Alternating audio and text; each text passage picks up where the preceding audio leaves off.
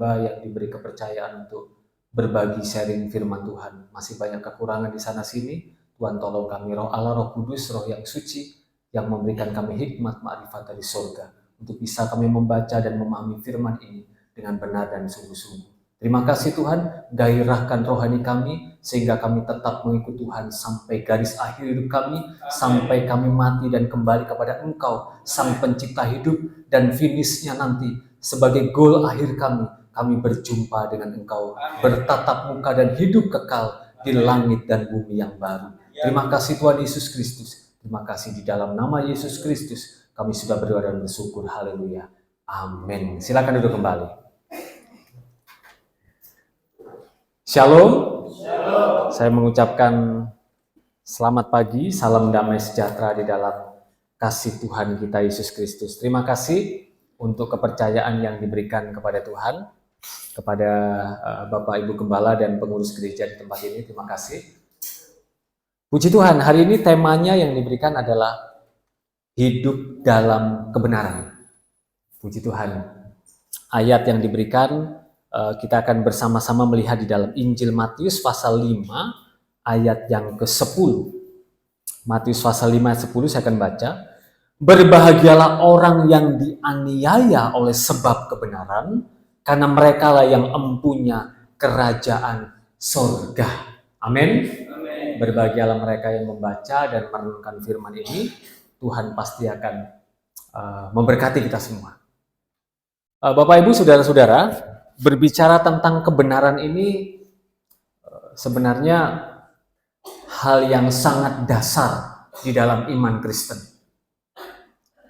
Ketika kita percaya kepada Tuhan Yesus, katakanlah Bapak Ibu Saudara 10 tahun yang lalu, tentu setiap kita berbeda. Kalau yang usianya sudah sepuh, sudah tua, mungkin 50 tahun yang lalu, mundur semakin tua semakin lama. Atau mungkin semakin tua usianya sekarang 60 tahun, mungkin baru kenal Tuhan 5 tahun yang lalu, maka secara status di hadapan ilahi, kita ini sudah dibenarkan. Makanya temanya hidup dalam kebenaran. Jadi kita akan melihat seperti apa sih hidup dalam kebenaran. Yang pertama adalah hidup yang telah dibenarkan secara status di hadapan ilahi. Nah, kita bangga, kita bersyukur, kita jadi orang Kristen ini mendapat pengakuan ilahi bahwa kita sudah dibenarkan.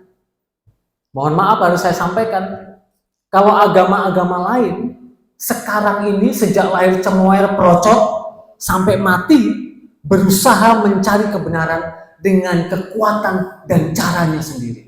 Berbeda dengan kita.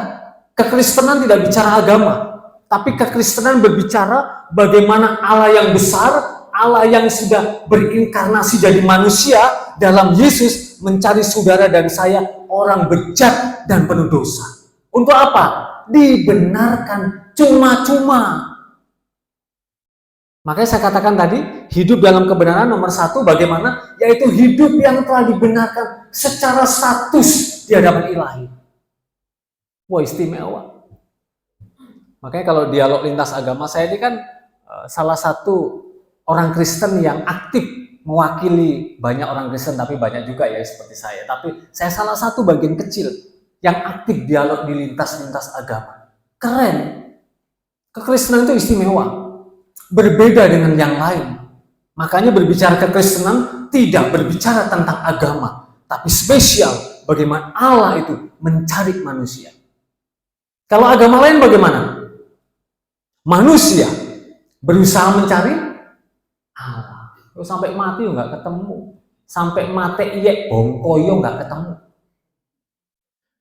Papa saya mantan dukun santet di Banyuwangi.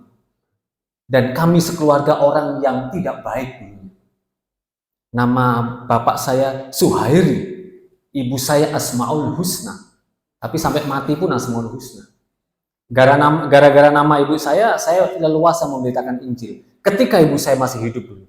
Ketika saya kan di Pekanbaru, di Riau, di Jambi, di Sumatera itu kurang lebih 21 tahun. Kalau saya mengurus di kantor camat, kantor kelurahan, kantor desa, permisi Pak, namanya siapa? Nama saya Yakub Haryanto.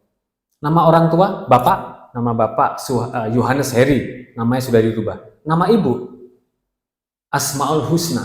Agama bapak Kristen. Diam sudah ngetiknya. Bapak Kristen. Nama ibu kok Asmaul Husna? Bapak ini Kristen tak Islam? Nah, itu sudah.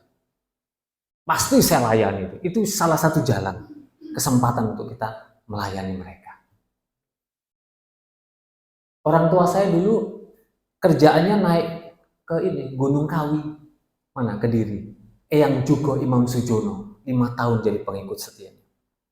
Makanya lagu sekeluarga kami, bapak, ibu, dan saya paling suka nyanyi lagu ke gunung tinggi, ku naik-naik, mencari damai. Kalau dulu mencari pesugihan, bapak saya sempat kaya 5 tahun saja. Tapi setelah dia tinggalkan Eyang Jugo Imam Sujono, melarat, miskin gitu. Tapi itu kekayaannya karena demit. Jadi orang bisa kaya Pak karena setan, bisa. Saya guyonan di perumahan di tempat saya tinggal. Kalau ada pesan babi ngepet di Shopee COD, saya pesan. Loh Pak, bagaimana nanti ngangkatnya? Ya udah bayar nanti di Shopee COD. Maksudnya babi guling ya, dipotong diguling. Bukan dipelihara. Jadi betul, orang yang cari pesugihan itu benar. Dan banyak juga orang-orang Kristen yang cari itu. Kerjaannya naik ke atas gunung, cari kekayaan. Turun ke lembah, bertapa di mana? Segoro. Segoro itu laut ya. Segoro Kidul. Itu kerjaan orang tua saya. Sampai jam 2 bertapa. Kok nggak dapat? Nggak dapat. Tetap jahat. Kerjaannya nyantetin orang, puter giling. Nah ini sebentar lagi tahun politik. Yang paling laris kalau mau pemilihan lurah. Iya, betul.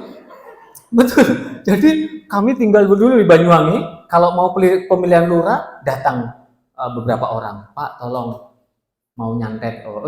Saya mau pemilihan. Oke, berapa calonnya? 3. Berarti lawanmu 3. Iya. Orang tua saya gampang. Mau dimatikan cepat, mau menderita atau mau lambat.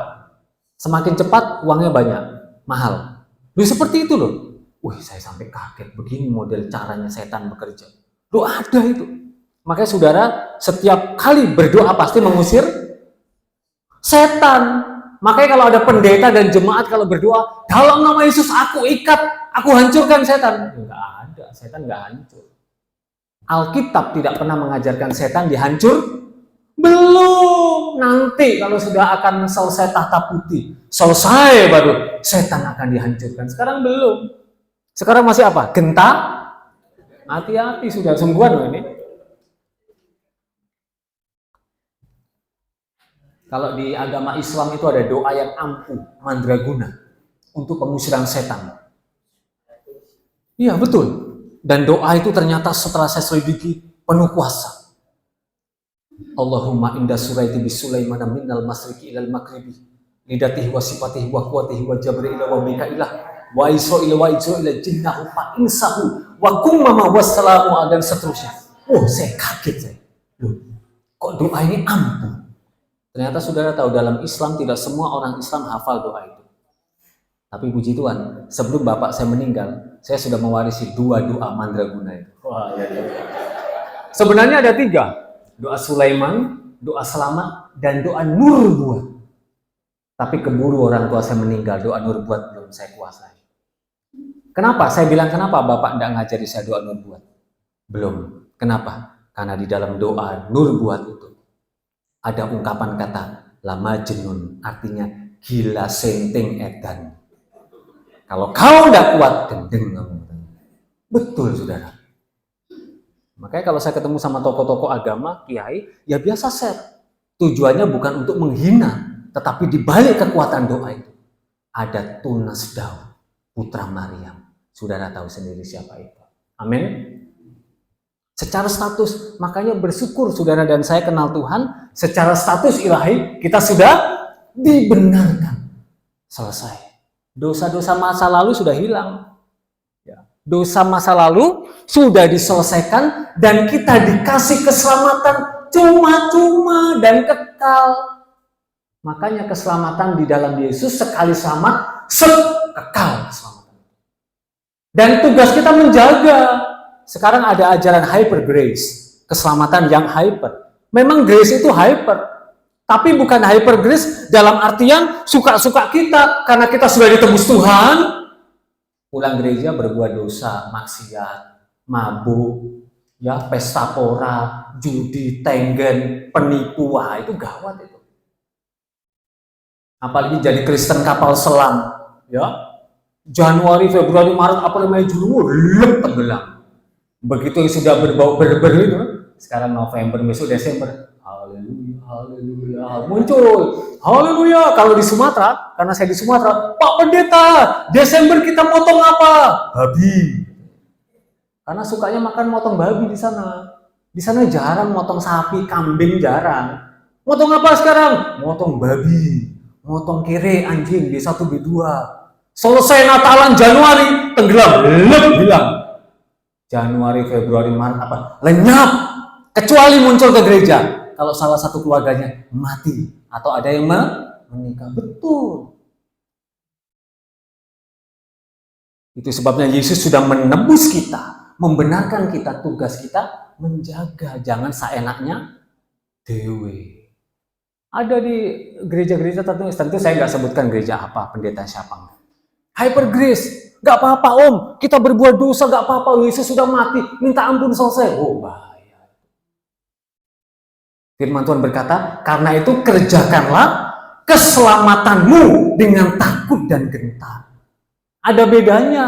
Kalau kita, setelah kita ini sudah diampuni oleh Tuhan, tugas kita menjaga keselamatan hidup benar, bukan untuk masuk surga, tapi untuk terima mahkota upah. Berbeda, bukan karena aku mau hidup benar, aku mau jaga suci supaya aku masuk surga. Bukan. Saudara dan saya nggak pantas kita najis dan kotor. Ingat, firman Tuhan bilang apa? Segala perbuatan baik kita seperti kain kotor, bau busuk. Makanya saya nggak ini sekarang dengan model-model orang, ya. Maksudnya orang yang wah kayak gila hormat kayak apa. Dalam hati saya dalam waktu sekejap lenyap. Ya. Semua perbuatan baik kita seperti kain kotor. Tapi karena Yesus sudah datang dan kita sudah terima Dia, maka perbuatan baik itu akan menentukan kita terima pahala upah model apa. Jadi saudara dan saya berbuat baik, memberi persembahan, menolong orang, itu ada kaitan nanti di kekekalan. Bukan supaya masuk surga, bukan. Saudara dan saya percaya Yesus lahir baru, jebret seketika itu. Kita terima keselamatan. Amin. Sudah percaya dulu nggak? Amin. Jangan nggak percaya. Saya pernah mengkritisi lagu, mari masuk hatiku. Saya kritisi di gereja besar di Surabaya. Saya diundang di gereja besar.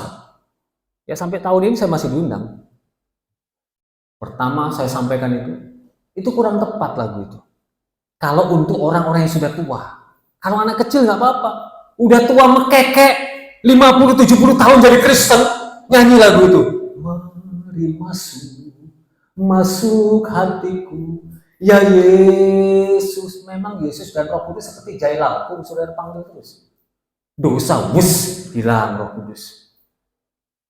Setelah itu kita minta ampun. Roh Kudus Tuhan masuk lagi.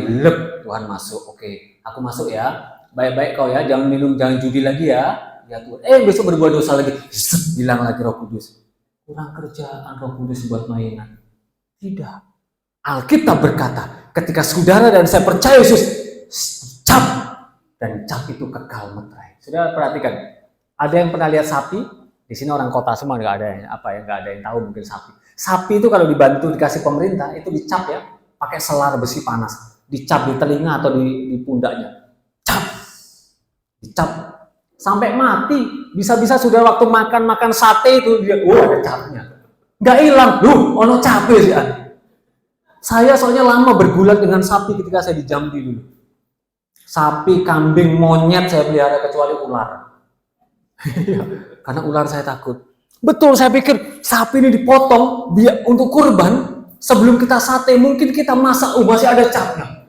gak teko, ada mangan kuping, ono capek. Itu metrai, digambarkan cap, kekal sampai saudara mati dan kekal. Amin. Bangga jadi orang Kristen. Itu ya. Jadi ada dua hal. Hidup dalam kebenaran yang pertama, secara status kita dibenarkan oleh Tuhan. Yang kedua, kita lihat tadi Matius 5 ayat 10. Berbahagialah orang yang dianiaya oleh sebab kebenaran. Yang kedua, hidup dalam kebenaran adalah hidup yang rela menderita. Yang pertama, hidup yang telah dibenarkan secara status. Yang kedua, hidup yang rela menderita. Ada dua macam penderitaan. Coba kita lihat 1 Petrus 4. 1 Petrus pasalnya yang ke-4. Ini ada dua bentuk penderitaan. Ayat 12 sampai ke bawah ya. Kita akan baca beberapa ayat saja, kita lompati saja. 1 Petrus 4 ayat 12. Saudara-saudara yang kekasih, janganlah kamu heran akan nyala api siksaan yang akan datang kepadamu sebagai ujian, seolah-olah ada sesuatu yang luar biasa terjadi atas kamu. Sebaliknya, bersukacitalah sesuai dengan bagian yang kamu dapat. Ayat yang ke-14, berbahagialah kamu jika kamu dinista oleh karena kebenaran dalam Kristus, sebab roh kemuliaan yaitu roh Allah ada padamu. Janganlah ada di antara kamu yang harus menderita sebagai pembunuh atau pencuri atau penjahat atau pengacau. Ada dua bentuk penderitaan. Yang pertama, menderita karena dosa. Yang kedua, menderita tanpa dosa. Tadi, hidup dalam kebenaran itu adalah hidup yang rela menderita. Setelah kita dibenarkan secara status, Tuhan kasih, ayo, kamu harus mau menderita ya untuk aku. Pernah membaca ayatnya kan? Gak usah dibuka ya. Barang siapa yang mau ikut aku, dia harus memikul siapa? Salibnya siapa? Diri sendiri. Saya pikir dulu salibnya Yesus, saya pikir. Kalau salibnya Yesus nggak tahu itu terbuat dari kayu apa. Maksudnya beratnya seberapa kilo. Tapi ternyata firman Tuhan bilang apa? Setiap orang yang mau ikut aku, if you want to follow me, kau harus pikul salibnya, salibmu kau pikul. Kita beda-beda salibnya. Ada yang saya selalu kasih contoh, ada kekuatan salib beban itu maksimal 100 kilo ini contohnya. Ada yang Tuhan kasih kekuatan beban, kamu pikul salib ya, 15 kilo aja.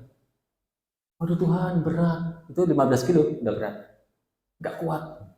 Ada lagi, oh masih bisa. Oke, kamu bisa melewati 15 kilo ini, tak kasih salib lagi ya kamu, 50 kilo. Woi Tuhan berat sekali. Tuhan bilang apa? Enggak, masih kecil. Kamu masih punya kekuatan 50 kilo lagi. You still have for about 50 powers. Masih ada kekuatanmu 50 kekuatan lagi. Tuhan kasih kekuatan, ini tak tambah 85 kilo. Wah Tuhan sudah berat. Enggak.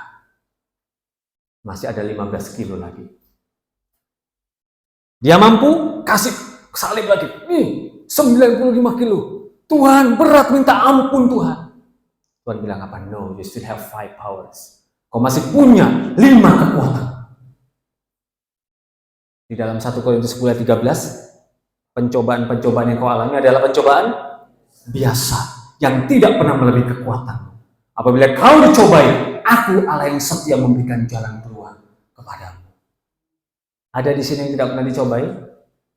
Ada? Pasti pernah. Pasti pernah. Saking saya belenger, saya khotbah di JKI, Gereja Jemaat Kristen Kebun Anggur. Berapa kali, saya lupa saya ngomong begini, mohon maaf, bukan sombong, tapi tolong jangan ajari saya bagaimana untuk kuat menderita, tapi ajari saya bagaimana mengolah uang 1 juta bisa untung banyak. Itu baru ajari saya. Artinya apa? Terlalu banyak pahit getir saya hadapi. Walau sekarang umur masih 40-an lah. Kadang-kala saya bilang sama Tuhan, Tuhan, kenapa Engkau mendewasakan rohaniku terlalu dini? Biasanya kan kalau orang yang dijuluki asam garam adalah orang tua. Aku seumur sakmene Tuhan terlalu berat. Makanya saya sampai keceplosan ngomong itu, mohon maaf. Jangan ajari aku untuk bagaimana bertahan dalam penderitaan. Tapi ajari opo duit-duit 1 juta, iso hasilnya wakeh. Wah, gelem aku langsung. Bagaimana usaha yang maju, bagaimana begini, wah seneng saya. Tapi kalau bertahan dan bertahan, saya berkata sama Tuhan, saya sudah berjalan cukup banyak pengalaman bersama Engkau. Amin. Saudara pasti alami itu. Yang saya alami, dan Bapak Ibu pasti alami perkara yang berat juga pasti alami. Saya pikir dulu aniaya fisik yang mau dipotong lehernya itu saya pikir berat. Ya, saya saksikan kan, kelewang pedang itu udah mainan dulu di rumah saya. Bapak saya dikalungin sama celurit. Ya, waktu itu di Jambi. Pertamanya di Sobo, Banyuwangi. Rumah kami pagi-pagi disepak, ditendang sama orang. Masuk hanya mau mencari bapak saya, mau dibunuh duluan. Waktu itu kita baru percaya Yesus. Gerutuk semuanya. Ya, apa bahasa Banyuwangi? Nanti Suhairi tak gecok itu bahasa Banyuwangi kalau itu. Alat gitu terus diginikan bumbu atau apa ya? Pakai dihancurkan, tak gocok. Ibu saya orang Surabaya nggak tahu maksudnya apa itu gecok. Tapi udah gemetar. Gerombolan orang datang, dia tendang, dia jempalikan lemari hanya untuk membunuh orang tua. Saudara bisa bayangkan bagaimana situasi saya sebagai anak. Itu yang pertama, sampai akhirnya disidang di pengadilan. Kita pikir sudah selesai. Ternyata kami ke Sumatera, dapat kalung celurit, dan itu berlangsung beberapa bulan. Aniaya. Saya pikir ini sudah selesai. Lama. Saya pikir itu aniaya paling besar. Ternyata sekarang aniaya terbesar itu datangnya dari orang sesama iman Kristen. Setelah saya jadi Kristen dan setahun, 2 tahun, 3 tahun, 5 tahun, 10 tahun, 15 tahun, 20 tahun, ternyata musuh yang paling berbahaya itu sesama Kristen. Tapi Kristen yang keseretan. Sudah tahu Kristen keseretan? Makan jagung, makan pisang, nggak minum antara keluar dan masuk. Kristen keseretan. Tapi kalau Kristen yang sungguh-sungguh berkualitas, dia tidak akan pernah menjadi beban bagi orang lain. Amin. Tentu tidak di sini. Di sini bukan Kristen keseretan. Tapi itu hasil perenungan saya. Iya. Ternyata setelah sekian belas tahun ikut Yesus, musuh terbesar adalah sesama satu iman yang menusuk. Wah, luar biasa. Ya. Jadi ada 2 macam penderitaan. Yang pertama adalah menderita karena dosa. Yang kedua menderita tanpa dosa. Menderita karena dosa apa di sini tadi? Penganiayaan, pembunuhan, penjahat, pengacau. Saya pernah mengatakan sesuatu. Jangan membela orang Kristen yang dimasukkan penjara karena korupsi dan saudara mati-matian cari pengacara untuk mengeluarkan dia. No. Jangan. Kenapa dia bawa belur? Kenapa? Karena ganggu istrinya orang. Ya, karena dia sudah mohon maaf sudah merusak rumah tangganya orang dan sebagainya, macam-macam, masuk sel. Gak usah kita cari pengacara untuk mengeluarkan dia. Karena itu dosa, kesalahan dia yang dilakukan. Ya, kita datang, kita besuk, kita nasihati, boleh. Kita bawa nasi bungkus, kita doakan, boleh. Tapi kalau kita sudah tahu bahwa dia sudah korupsi, uang ratusan, makan miliaran orang, ya, uang mungkin hasil macam lah, tipu-tipu lah. Terus kita berusaha karena kita baik, kita sungkan, tak cari pengacara ya, tak sewakan Hotman Paris ya, yang terkenal ya, band awal umat tuh kecil kasusnya itu, nggak perlu. Kenapa? Karena orang itu menderita karena dosa. Mohon maaf ini, masa tuanya muntah darah, batuk, paru-paru bocor. Kenapa? Karena masa mudanya belasan tahun, mungkin banyak merokok, banyak minuman keras, sehingga setiap hari rokok kudus, kau nancap di sini. Ada rokok kudus kan? Rokok kudus, kau nancap di mulut, terus panjang terus. Saya kalau nasihati orang merokok nggak langsung kamu berhenti, buang rokokmu. Tidak, jangan, mati mendadak ya nanti. Kalau ada orang kecanduan merokok yang sudah puluhan tahun, nasihati dia. Satu hari berapa bungkus? Sedikit kok Pak, hanya 15 kotak. Wih, kaget. Ada saya pernah teman. Tapi saya kepingin berhenti Pak, bagaimana caranya? Hari ini kurangi 1 kotak ya, 14 kamu ngerokok dulu. Tapi saya nasihati, kamu jangan lama-lama. Yang saya takutkan kalau kamu hidup nggak apa-apa, tapi kalau kau mati gimana? Ya, usahakan cepat ya, konsisten. Terus, satu hari, 1 bulan, lama, berkurang. Jangan langsung, kamu rokok, stop. Oh jangan, mati mendadak, kita yang disalahkan nanti. Biarkan proses. Sampai pada akhirnya, pelan. Itu menderita karena dosa. Karena mungkin masa mudanya dulu belasan tahun merusak hidupnya. Mohon maaf. Kena penyakit sipilis, kena penyakit singa, apa itu, yang buas itu. Karena dulu rusak hidupnya. Ganti-ganti pasangan dan sebagainya. Sehingga dia menderita karena dosanya sendiri. Ini Alkitab sudah bilang. Tapi yang kedua, biarlah kita menderita bersama Kristus, yaitu menderita tanpa dosa. Bagaimana Pak contohnya menderita tanpa dosa? Contoh sederhana. Orang lain buka usaha, jualan barang-barang palsu katanya asli, saudara tetap, Tuhan, aku mau usaha, tetap mau jual barang yang benar, walaupun sedikit hasilnya. Itu benar. Orang lain naik sepeda motor, dalam nama Yesus lampu merah, aku stop, bus, terabas. Engkau butakan matanya polisi ya Tuhan, haleluya. Ada begitu kan? Buas, wabras. Nah itu nggak benar itu. Dalam nama Yesus sinku mati, nggak apa-apa, sementing pelaku hidup. Wah, soro juga. Harus benar. Mulai dari apa Pak? Kecil-kecil. Mulai dari rumah tangga nikah. Nikah harus benar di gereja. Dan harus ada surat catatan sipil dari negara. Itu nikah benar. Surat-surat. Saya dulu pernah ditegur orang. Baru menikah tahun 2016. Saya di Pekanbaru Riau. Saya punya helm lengkap. Tiba-tiba helm saya dipinjam oleh keluarga yang lain. Tinggal 1 di rumah helmnya. Saya lewat kebun-kebun karet itu aja. Bukan lewat kota. Langsung datang satu keluarga menegur saya. Yakub, kenapa kau pakai helm tapi istrimu nggak pakai helm? Bu, mohon maaf. Saya itu nggak pakai helm karena yang pertama kan saya lewat kebun-kebun, rumah saya di pinggir karet itu.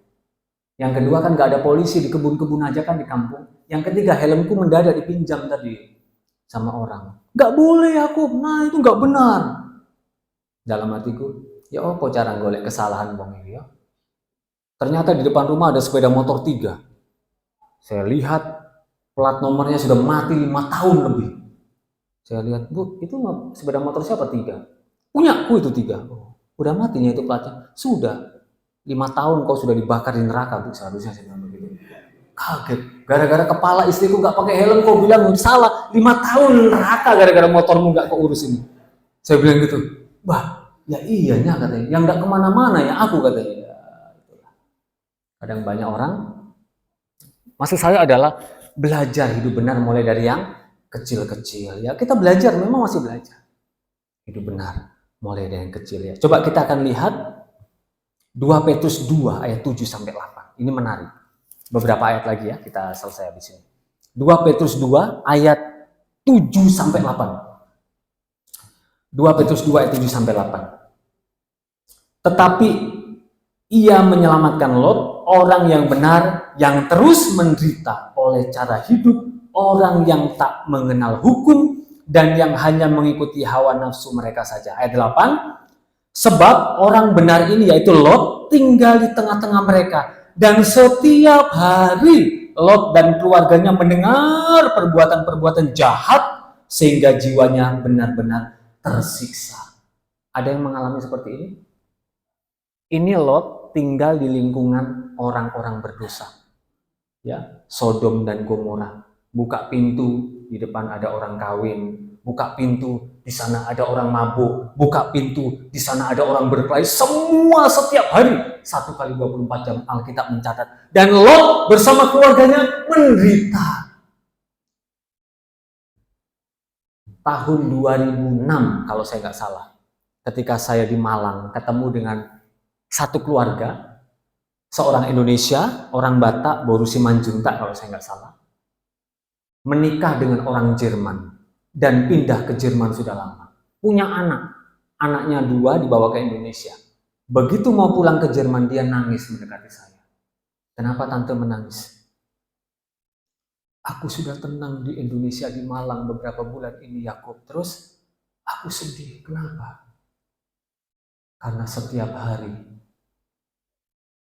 buka pintu jalan, di sana orang mesum di pohon-pohon, di pinggir jalan orang mabuk, di sana orang mesum. Nyetel TV, jeder isinya mesum semua. Itu di Jerman. Saya ingat tiba-tiba itu. Makanya dia begitu nangis dan bahagia tinggal di Indonesia. Dan itu fakta. Kehidupan Lot yang kita baca tadi. Setiap hari dia menderita jiwanya. Bapak Ibu bisa bayangkan tontonan-tontonan sekarang banyak yang tidak pas ya. Saya ngomong sama istri saya, Dek, anak kita ini sudah semakin besar, udah 5 tahun setengah. Aku nggak bisa bayangkan bagaimana 10 tahun yang akan datang. Dia umur 15 tahun, hampir 16 tahun. Tontonan pergaulan akan seperti apa? Tidak ada kekuatan kita. Kekuatan kita hanya Tuhan dan kebenaran firman. Cuma itu. Nasihat, petua, nasihat, semuanya akan lenyap kalau tanpa Tuhan yang ngasih kekuatan. Dinasehati memang nurut kalau ada orang tua. Kalau jauh dari orang tua coba, bisa babak belur orang. Sekarang nggak sengaja buka.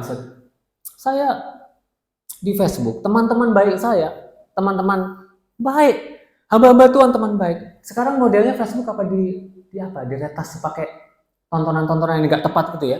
Tiba tuh saya mangkal, tak blokir teman-teman saya, sahabat ini. Gara-gara di cerita itu lo muncul. Bukan saya malu kan, kumpul-kumpul sama teman, sama apa-apa.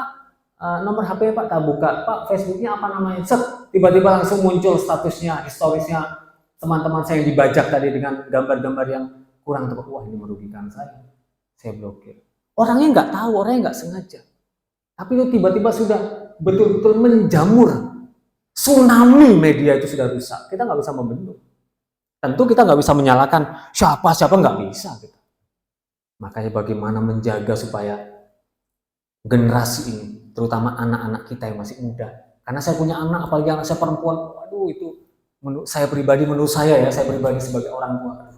Tuhan, aku rasanya ngeri yo. Kalau tidak Tuhan, nasihat kita orang tua terbatas sekali. Nasihatnya mama biasa ibu-ibu dari Sabang sampai Merauke terus kecuali tidur berhenti, terbatas. Bisa-bisa anak jengkel, pala, emosi begitu keluar, seneng aku nggak dekat sama mamaku, rel sepur mandek sudah selesai, bebas dari luar. Tentu tidak semua, tapi yang kita khawatirkan. Hanya saya berdoa, Tuhan, tolong Engkau dan firman-Mu 1-2 kata tertanam dalam anak-anak, supaya dia mampu melewati masa-masa yang sangat buruk. 2 Petrus tadi jelas, setiap hari menderita Lot dan keluarganya. Buka pintu begini, buka pintu. Artinya apa? Kalau ada teman-teman kita yang mohon maaf, bandar narkoba, mabuk, minum, judi, mohon maaf ini yang jelek-jelek.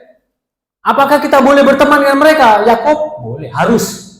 Yang tidak boleh adalah mengikuti perbuatan. Teman-teman saya begitu suka minum. Satu waktu saya di perumahan dipanggil, Pak Yakub, mohon maaf, antara minta saran dan mengundang Bapak, bagaimana? Topi miring Pak, silakan. Iya betul, malam-malam itu. Apakah saya darah Yesus? Terus saya berbahasa roh, darah, enggak. Saya membaur aja. Iya, bagaimana Pak? Pak, topi miring silakan Pak, dipilih kelompok-kelompok buahnya. Saya duduk di tengah-tengah mereka. Saya duduk, tapi tidak boleh terpengaruh. Saya nasihati pelan, Pak. Iya Pak. Oh mau minum Pak? Minum Pak, ngombeo Pak. Tadi lagi ngombeo. Pelan-pelan saya ngomong. Kalau bisa dikurangi ya Pak. Bisa dikurangi pelan. Jadi jangan kita jauhi. Orangnya jangan dijauhi, tapi perbuatannya jangan kita ikuti. Dan itu fakta. Tapi kita harus memberikan dampak ke mereka, menjadi garam dan terang di tengah-tengah angkatan yang semakin yang terakhir. Masih ingat kisah Sadrak, Mesak, Abednego? Ketika dia dalam penderitaan, dia pernah bilang apa? Ditolong Tuhan atau tidak, aku tetap hidup benar. Ayat terakhir coba kita baca, Daniel 3, ayatnya yang ke-16.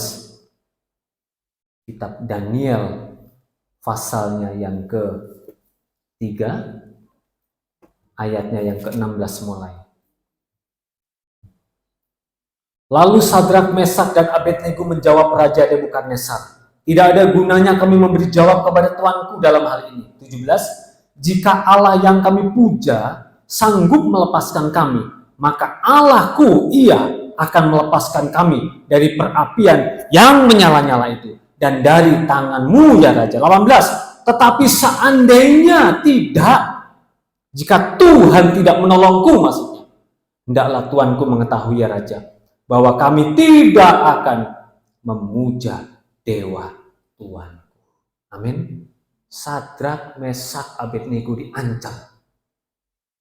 Kalau kau tidak mau menyembah patung buatanku, Raja Nebukadnezar, maka konsekuensinya akan dilemparkan ke dapur api. Dan ini fakta, dan ini kisah sejarah. Dan kisah ini bukan diyakini oleh orang Kristen. Agama Yahudi, agama-agama Samawi meyakini kisah ini pernah terjadi. Apa yang kita baca ini. Dan faktanya, Sadrak, Mesak, Abednego tetap menolak. Tidak mau menyembah patung itu. Mari, gampangnya adalah, kita mau belajar hidup benar, memang menderita. Ditolong atau tidak ditolong Tuhan. Mungkin lambat atau cepat ditolong Tuhan. Tuhan, aku mau tetap ikut Engkau. Amin. Itu namanya berjalan dalam kebenaran. Waktu kita berjalan, Tuhan berjalan memimpin kita. Itu saja yang kita butuhkan. Makanya tangan Tuhan, Roh Allah, Roh Kudus yang suci itu kita butuhkan untuk menuntun langkah hidup kita. Tuhan memberkati. Mari kita akan memuji satu pujian, peganglah tanganku Roh Kudus. Kita membutuhkan tangan Tuhan, tangan Roh yang suci untuk memegang setiap langkah kita. Mari kita akan bangkit berdiri, kita pujikan ini. Peganglah tanganku Roh Kudus setiap hari, sebab kami tidak dapat berjalan tanpa Engkau ya Tuhan. Haleluya Tuhan, terima kasih.